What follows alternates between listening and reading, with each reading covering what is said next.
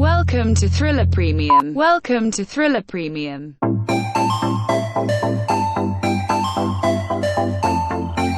In-depth coverage and timely analysis of macro and micro happenings in crypto and Bitcoin. Welcome to Thriller Insider.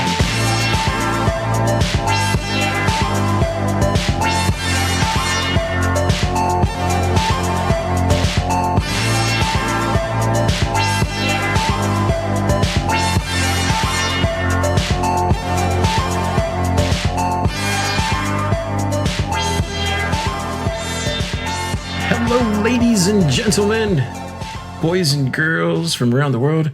Gather around. It's time for another exciting episode of Thriller Insider. Today is April 21st, 2020, and we are talking digital yuan Bitcoin analysis. This is our kind of sister podcast to the digital dollar Bitcoin analysis. This is very important. And I think I said this in the last podcast as well, too, was this is kind of like, eating your vegetables. Stuff you should probably know if you're investing in Bitcoin and cryptocurrency. It's not stuff that I would say like, you should go out and do something because you heard this. It's more like you should probably be aware of what's going on with the rest of the world when it comes to digital currencies. And today we are talking digital yuan and Bitcoin analysis. And for the most part, this kind of podcast, this amount of research took quite some time. I think I had tweeted out on Friday or Thursday, like, oh, we'll have it out by the weekend. And as I started working through it, I quickly realized, like, no, this is not gonna be one sitting of 6 hours. This is gonna take a couple of days, Car.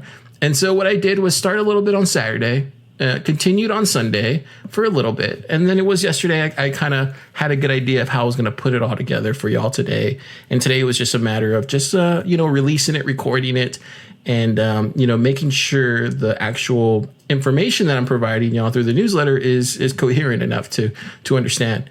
And so today we're going to break it down in a couple different segments. It's going to be the why. Right, because it's very important to understand why the digital yuan is coming to be, right? And then we're going to talk about the what, and what this digital yuan really is. We're going to talk about the how it got this far, right? And then we're finally going to touch on, to my favorite part of any topic, is the future of stuff, right? Like, what does this look like as far as inflection point for Bitcoin, right? Like these are the questions that we need to ask ourselves. Like, how does this occur?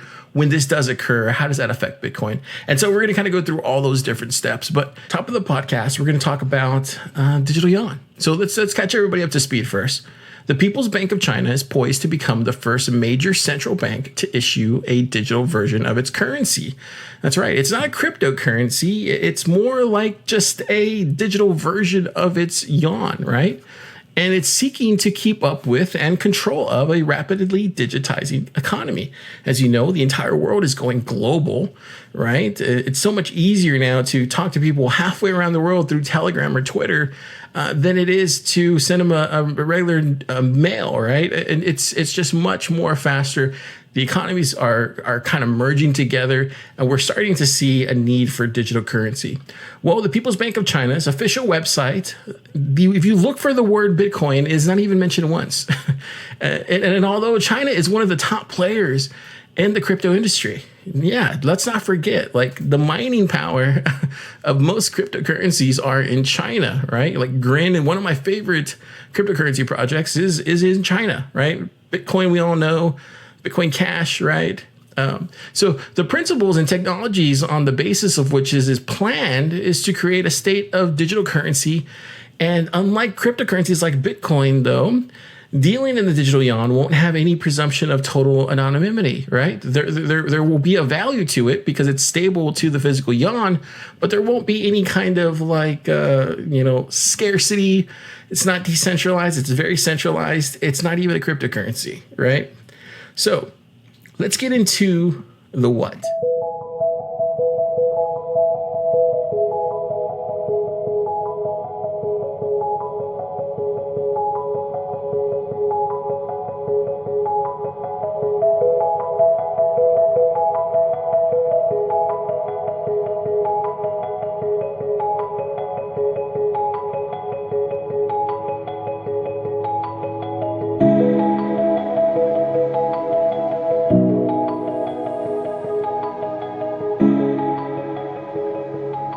So, what is a DCP? Well, DCEP is a digital currency electronic payment and is a national digital currency of the China-built blockchain and cryptographic technology.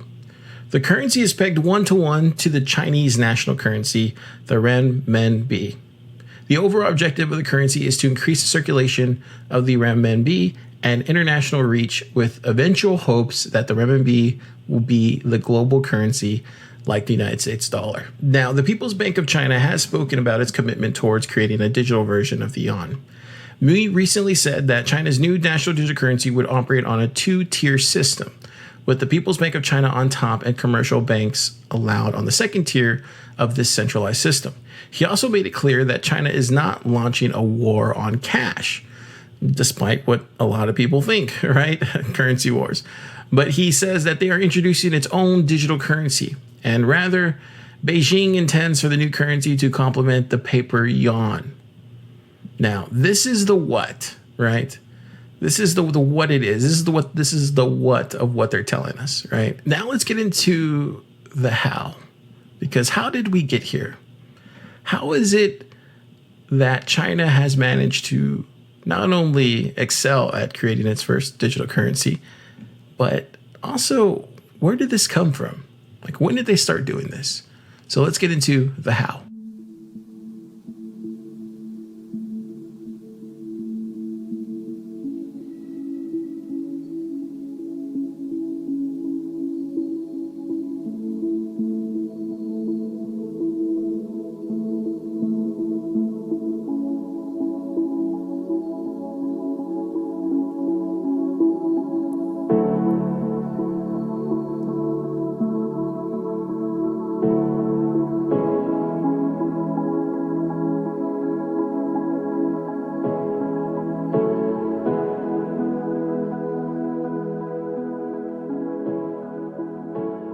The how.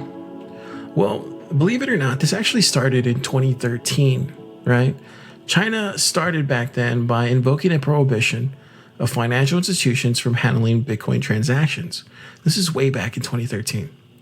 Well, you fast forward to 2014, China creates a special group for cryptocurrency research, right? That's when they start saying, hang on a second, there might be something to this Satoshi Nakamoto.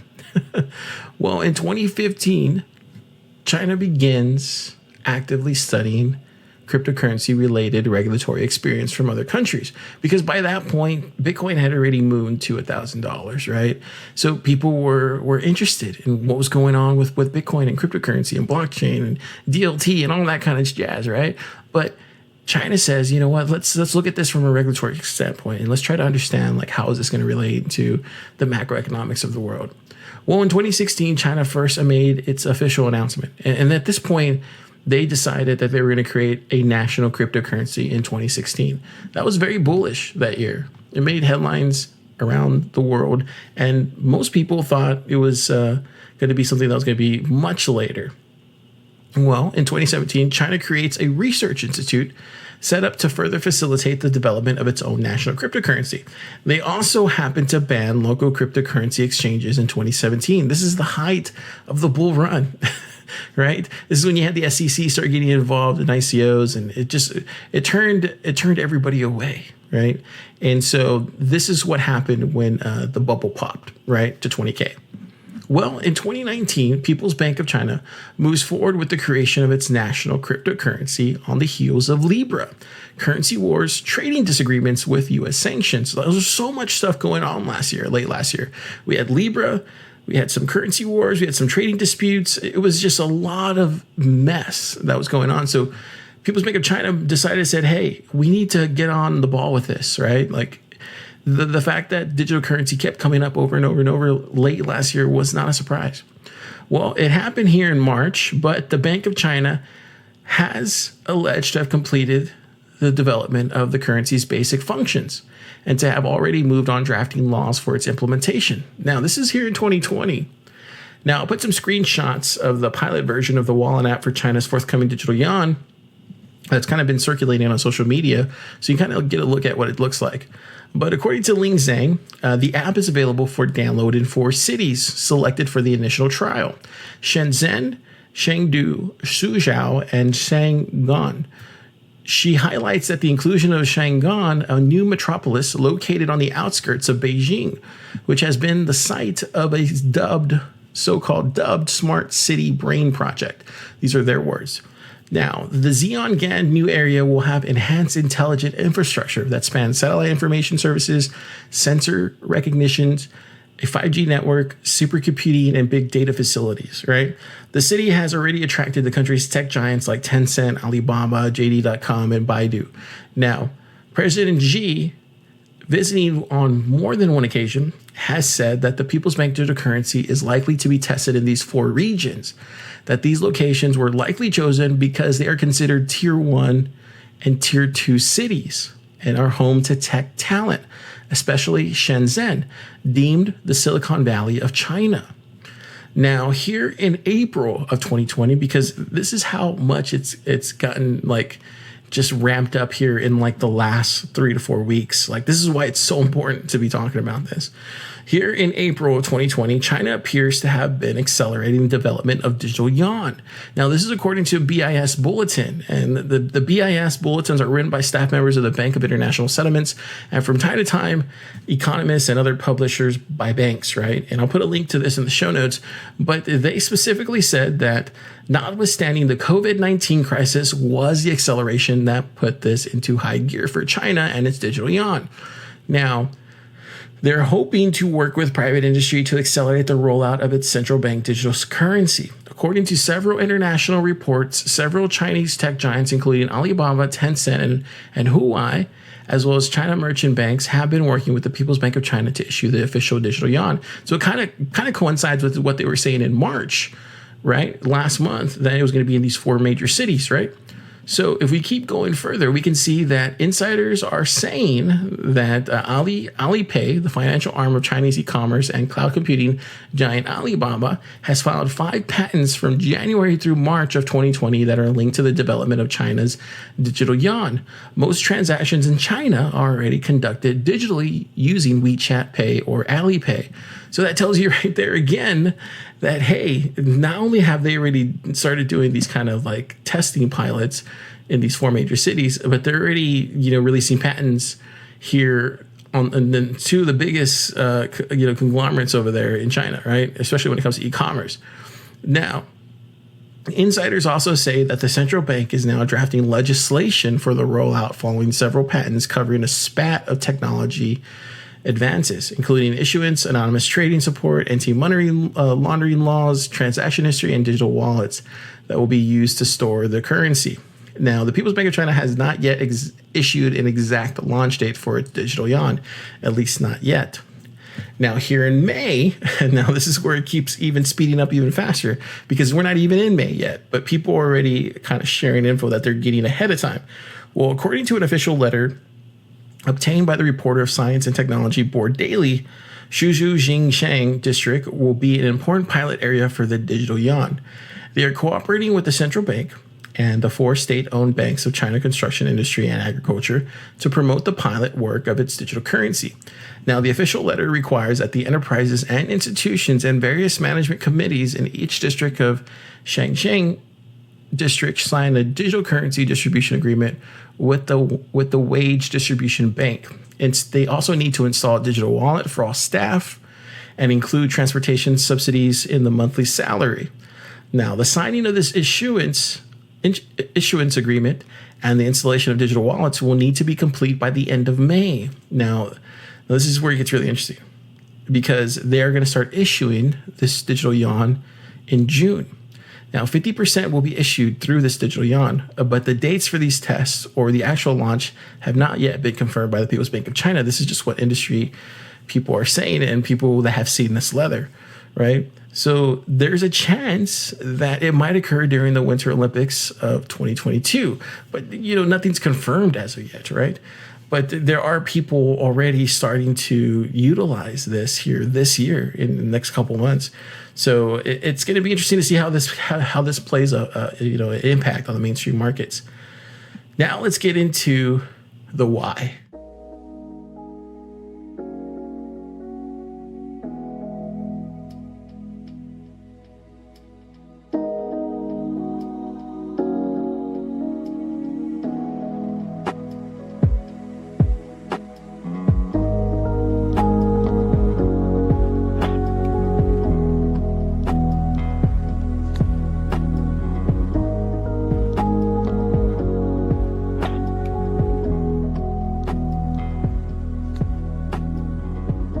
Now, I think at this point, the why is pretty self-explanatory, right?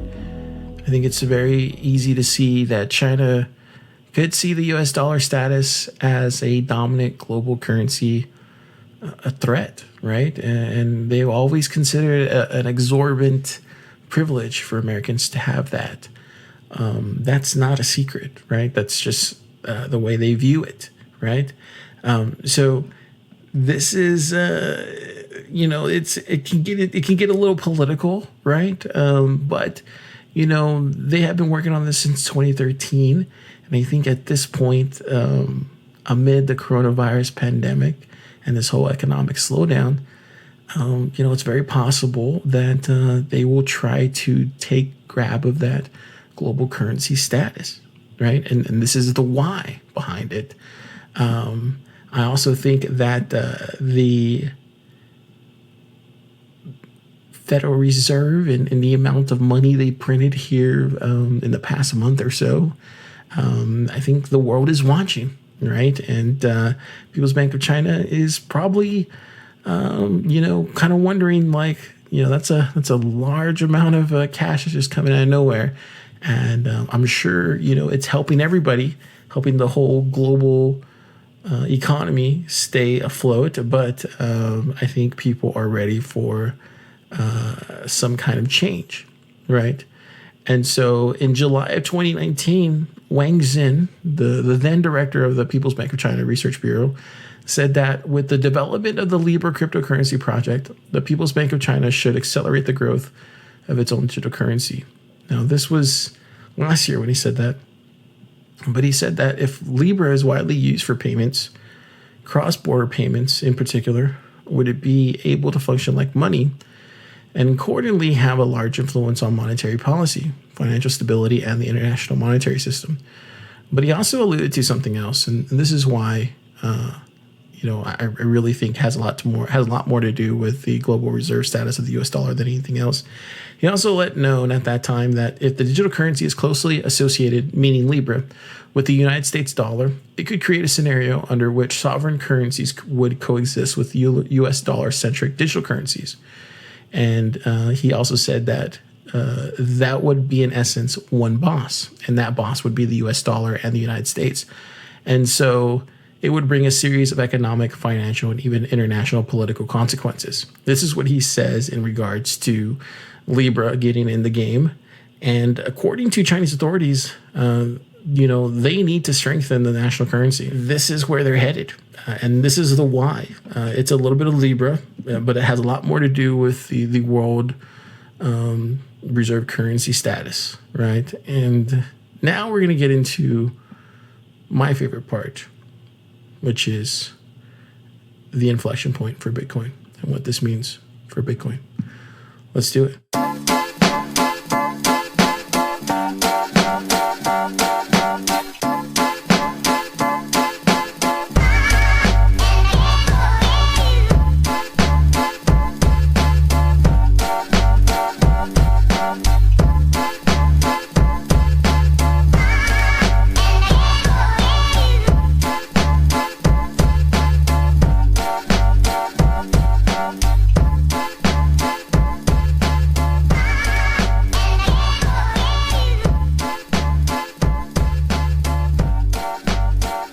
Now, I call this section the inflection point for Bitcoin because that's what it is. It's a curve and it's changing in the direction of the curvature in which it occurred before.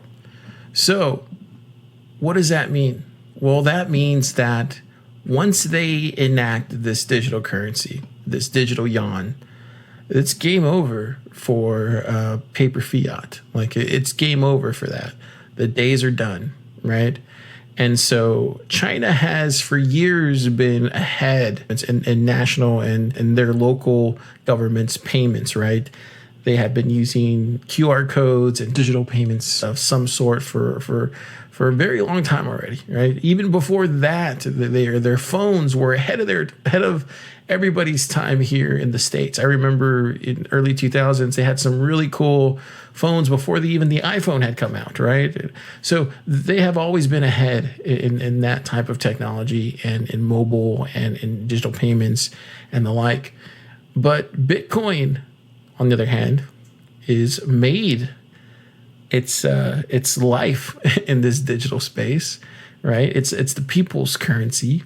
It has a global railway station, right? You can make global payments around the world just using Bitcoin and a Bitcoin wallet, right? So there is no way in hell that they can compete with Bitcoin. Now, I'll tell you one thing, though. This is good.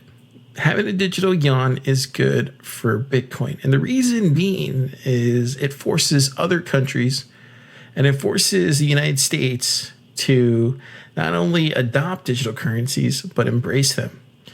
And where they're playing right now, they're playing in the backyard of Bitcoin.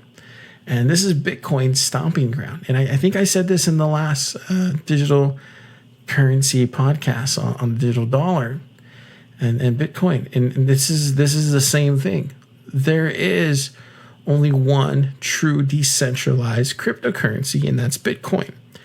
Now, as people start understanding how real money works, because that will happen, slowly but surely it will happen. We're already starting to see it. You're starting to see the memes already now, right? So once the digital yuan comes out, once it gets fully embraced by China, once people around the world start seeing how a global digital currency system could work, right? It's no secret, right? There's no secret behind what China's doing, right? I mean, they have started this whole digital currency project because this gives them the opportunity to have a wider perspective. And this digital yuan can be used as a weapon in an economic war. And make no mistake about that, right? This is why they're so scared of Bitcoin, because it says we don't want your economic war. We want to exist on our own. But the digital yuan can be that for them, right? And this all in turns will give China the power of total surveillance and control over the economic activity of potentially half the world's population. That's if they attempt to go across a Belt and Road, right? And China will be able to track everyone's spending and transactions, right? Especially with people who participate in that. And I know Americans, at least how I feel, don't want any part of that. I don't know how Europe or how even Africa or India or some of these other countries would feel that way about China watching them. But I know most people will opt out of that, right? I think vast majority in China, there's some people that would opt out of that there too as well, I would imagine. So this is all good for Bitcoin because it shows why it's even needed even more, right? And we're moving to this digital world. And it's one of the main reasons why you're starting to see like gold become, scarce and sought after again, because people are seeing that fiat currencies are getting printed. But one of the things that I think most people realize is with gold is it's hard to transfer, it's hard to conceal, it's hard for somebody, that doesn't have a $5 hammer to break in your house and steal your gold, right? So Bitcoin is different than that. Bitcoin gives you the opportunity to store your wealth, on the blockchain, and potentially you could just have a mine wallet, right? Or even if you didn't have a mine wallet, you could segregate out those different, private keys amongst different areas of the world, however you wanted to do it. But potentially you could be walking around with millions of dollars just in your head, and at the spot of of anything, of just having a mobile phone in front of you, you'll be able to access that money and send it and make payments with it. That's the power of Bitcoin, and that's the power that most people don't realize that is at stake here. So, make no mistake, China, the United States, and every country in this planet are extremely afraid of what Bitcoin can do. It not only, gives us, the regular population, the opportunity to choose, how we want to spend our money, but it also gives us the opportunity to say where we want to spend our money. Do we want to pay for something that's in this country, or do we want to pay for something that's in their country? This makes a borderless world happen. This makes a global economy become real. And so this is bullish for Bitcoin. Make no mistake about that. Now, with the virus that has spread amongst citizens and the whole lockdown and the paper notes that have been printed out, by the Federal Reserve. And you have people in China, that are being quarantined as well too. And people here in the United States and all over the world. And people are starting to realize like paper's going away, right? And like this is becoming a reality. Actual credit cards that you swipe and those card issuing banks are probably, probably going to fade away with time, just like anything else. But the actual plastic is probably going away, right? And as the United States gets on this whole digital currency, railway that's happening here in the short term, you're going to start seeing a new era of economic experimentation, right? There's going to be more Squares, more Robinhoods, more Coinbases that get spun up out of this. I think Fold just announced that they're going to be doing their own digital card, right? That you'll be able to pay with Bitcoin with, right? And so as this new future gets built out here in the United States, for at least, you'll start seeing more of these fintech companies come out with their own digital cards, right? And some of them will give you back money in Bitcoin. And Bitcoin, I think, here in the short term, will become the store of value, will become the next generation's or the current generation's savings account for their financial future. Make no mistake, people are waking up to the fact that fiat and regular cash and these plastic cards are going away.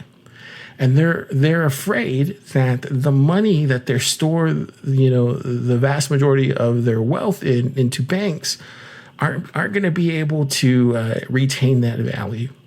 So this not only moves more money into Bitcoin because it's a store of value and it becomes a savings account for some people, but this also shows that Bitcoin can be this payment system if it wants to be, right? And ultimately, the digital yuan, it will be backed by its same, circulating supply of its paper yuan, right? It won't have to actually print out the money now. It'll just be digital yuan, right? So it's not going to inflate as you would say, something that's physical. But the scarcity of it all and the circulating banknotes or in the digital form will somewhat affect China in some way. So I think long term, if you look here in the next 20 to 30 years, digital yuan will likely not be used at that point. I think even if we do get to a point to where everybody's on a digital dollar or a digital yuan or whatever, right? Digital ruby, whatever, right? I think at that point, people will realize the true scarcity of something like Bitcoin, right? Or something like gold. And this will be where people will store their wealth. I think the days of just printing money are long gone. And I think we're expected to see that turn happen here in at least in our lifetime, right? So I know me personally, I'm looking forward to this digital yuan. I'm not afraid of it. I think the only people that should be afraid of it are the Federal Reserve, because they're basically saying, hey, when are you going to catch up? We're coming for your lunch. And it's and I think I tweeted out earlier today. I think when we look back here, let me make sure I get the right quote that I said. I think when we look back, probably 80 years from now, when we look at the history books, one of the biggest mistakes America will have made is letting China beat them by creating the digital yuan, and this is all during one of the worst pandemics in history, right? And they'll need to change course very soon. And if they don't, they're looking like they're going to lose reserve currency status on a global on the whole globe, right? And I hate to see what sour grapes looks like for when America loses that reserve status. I hate to see what we would become, right? Because you don't know, right, with the powers that be, what that would make them do. So I think we're headed towards an interesting time, for lack of a better word. And I definitely think that digital yuan is actually good for Bitcoin in the long run and in the short term. And I think, at least for me, for example, I'm storing the vast majority of my wealth at this point in Bitcoin, and that's not a secret. I think I've come to that conclusion here in the last 3-4 weeks. Honestly, I'll have to create a podcast of some sort later on down the line to kind of give you my numbers. But like it's starting to look like, to me at least, like I'm not even sure if I want to participate with 401ks next year when it's time to sign up at the end of the year. This year, we always have to sign up at work, and I'm just like, yeah, leave it the same, whatever. Let's see what happens. And I think this year I'm probably going to be like, I'll opt out, or maybe just turn into an IRA or something. So I think people, at least people are waking up to the fact that a lot of this stuff is just manipulated. And it's just not a place where you want to store your wealth, your future wealth, right?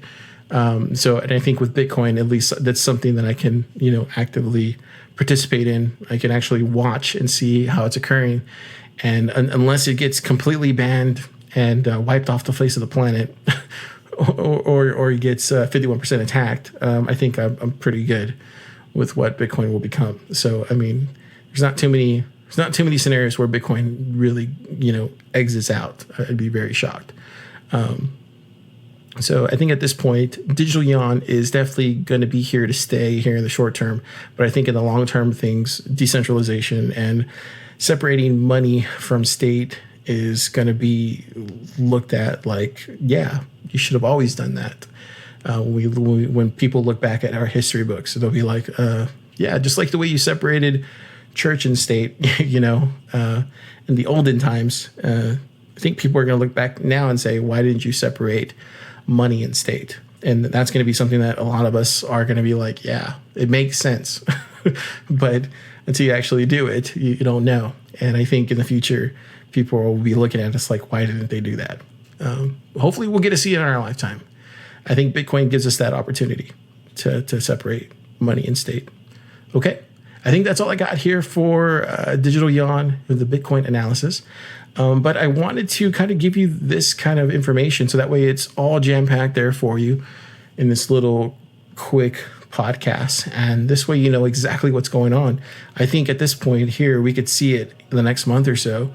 And it's going to be interesting to see what those on and off ramps look into Bitcoin. And I'm gonna be really watching to see if like Coinbase or if Binance or if some of these other big exchanges decide to list it, or even if they're allowed to. We'll see. Okay.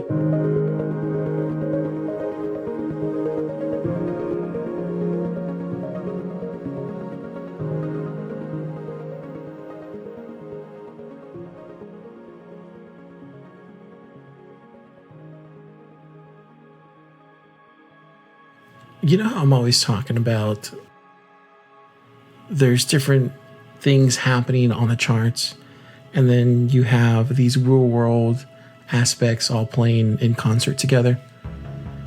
That's what's going on right now. An inflection point for Bitcoin will probably coincide with the release of the digital yuan later this summer. And the reason I say that is because what we're seeing right now with this COVID-19 and this worldwide pandemic is disruption. The financial sector and the financial markets of the world are going through a battle right now. And it's not a battle with who's going to have it all, or it's not a battle of who's going to have nothing to show for. It's a battle within itself. It's a battle that's trying to revolt against what's new, what's the future, and what becomes digital and a global economy on a grand scale. And Bitcoin is at the head of this, and it starts with this inflection point. See you next time.